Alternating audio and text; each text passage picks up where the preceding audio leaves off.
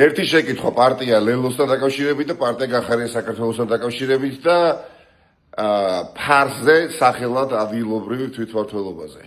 გუშინ პარტია ლელომ პირველად ძალიან კაფიოდ დააფიქსირა ის ასაც აფიქსირებს გახარიას პარტია უკვე არ ვიცი მეგონი თვეების განმავლობაში რომ მათთვის პრობლემას არ წარმოადგენს ეგრეთ წოდებულ ადგილობრივი თვითმმართველობის არჩევნებში მონაწილეობის მიღება, ვინაიდან ეს ვერ მოახდენს ივანიშვილის ხელისუფლების ლეგიტიმაციას. და ერთი კითხვა.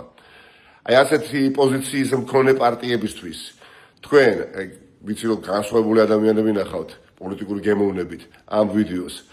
წახვიდოდით არჩევნებზე და ხმას მიცემდით აი ასეთი პოზიციის მქონე პარტიებს? თუ შეიძლება კი ან არა, რომ დავწეროთ კომენტარებში. მნიშვნელოვანია ყველა, მათ შორის პარტია ლელოს წარმომადგენლება და გახარიას პარტიის წარმომადგენლებაც ნახონ, წაიკითხონ, დაფიქრდნენ და ასე შემდეგ და ასე შემდეგ.